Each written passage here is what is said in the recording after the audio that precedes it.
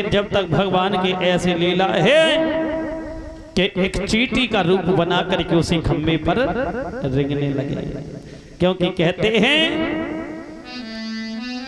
जाको राखे साया मारे सके ना कोई, बाल नवा का करे सके चाहे जगवेरी होए।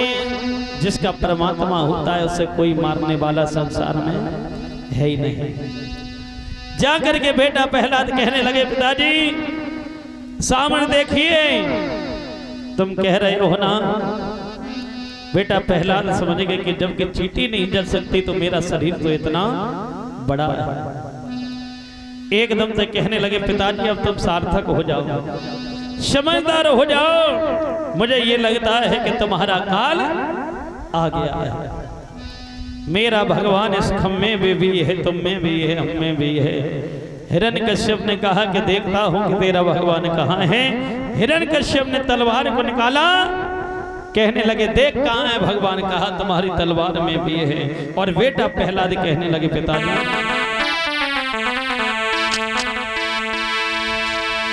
चलने दो कि कर्म धर्म को छोड़ पिताजी, हे पिताजी आरे कर्म धर्म को छोड़ पिताजी और अधर्म में मन बाड़ो। अरे अब हुमानो बात पिताजी बचवैया मेरो ठाड़ो।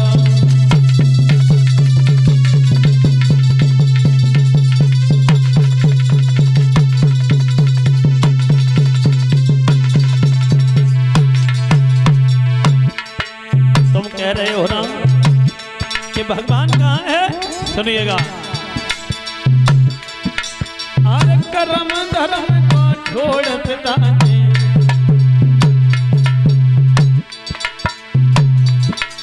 अरे अधर्म में मन बाड़ो। अरे अब हुमानो बात पिताजी बचवैया मेरो ठाड़ा।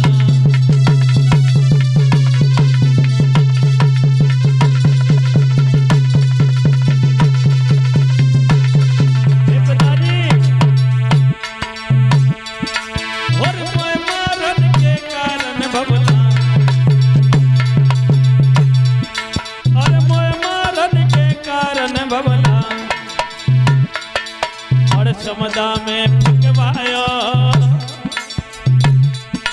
और काला कोठर में बंद कियो तेन नोक खो बनाए खाया।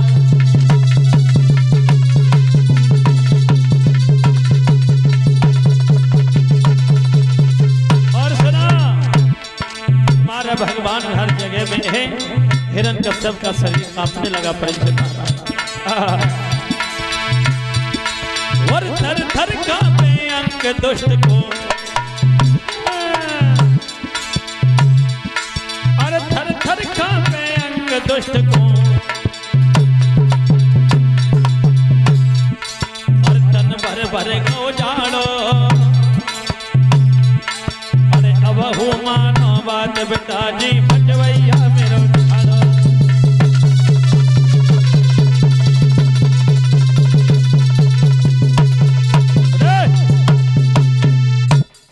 कहने लगे पिताजी अरे भगवान हम में है, तुम में है, हर जगह है।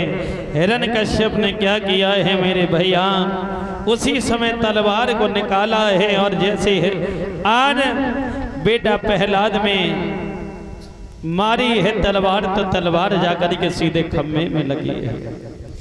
उसी में से एकदम से खंभा फट जाता है और नरसिंह भगवान प्रकट हो जाते हैं। बोलिए नरसिंह भगवान की।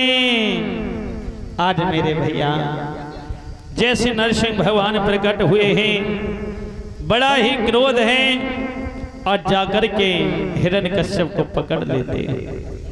और जैसे मेरे भैया हिरण्यकश्यप को पकड़ा है और अपनी गोदी में बिठा लिया, बोले हैं, हे हिरण्यकश्यप, अब तेरा समय आ गया है मरने का, तेरा समय मरने का आ गया है।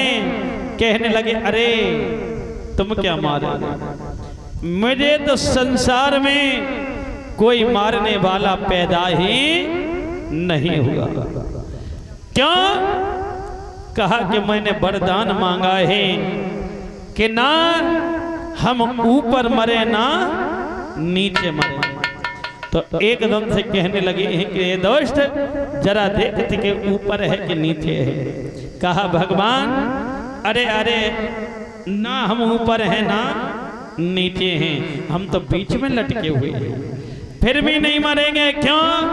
क्योंकि वरदान मांगा था कि ना हम अंदर मरे ना बाहर मरे। कहने लगे, देखो तुम अंदर हो कि बाहर, बीच दहरी पर रखे हुए हैं प्रभु, फिर भी नहीं मरेंगे। क्यों?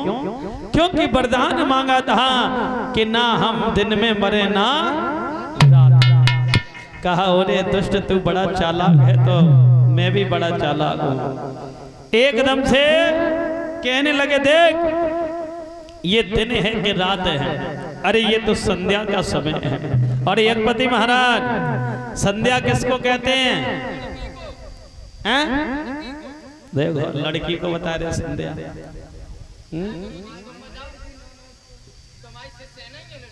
अच्छा, कहने लगे संध्या लड़की को कहते हैं। हाँ, खैर नाम भी होता है, ये भी बात सत्य है, लेकिन संध्या क्या होता है कि जो दिन ढलता है शाम के समय, ना दिन होती है ना रात होती है, इसको संध्या कहते हैं। प्रभु फिर भी नहीं मरेंगे। क्यों? मैंने वरदान मांगा था ना हम अस्त्र से मरे ना शस्त्र से मरे। भगवान ने लंबे लंबे आंख नाखून दिखाए, देख मोर के ये अस्त्र है या शस्त्र है? कहा, ये तो नाखून है, फिर भी नहीं मर सकते। क्यों? क्योंकि मैंने वरदान मांगा था कि ना हम किसी महीना में मरे। तो भगवान कहने लगे कि हम भी तुझसे चालाक ज्यादा हैं, मैंने भी तेरे लिए एक स्पेशल दिन निकाला है। कौन सा? महाराज अभी जो महीना निकल के गया है परिषद महाराज, कौन सा निकला है? लौंद का। जय हो। हाँ, तो लौंद का महीना भगवान ने स्पेशल निकाला है हिरण्यकश्यप को मारने के लिए। भगवान ने लंबे लंबे नाखून जो थे वो दिखाए और बीच से हिरण्यकश्यप को मार दिया है, चीर दिया है। बोलिए गोविंद भगवान की।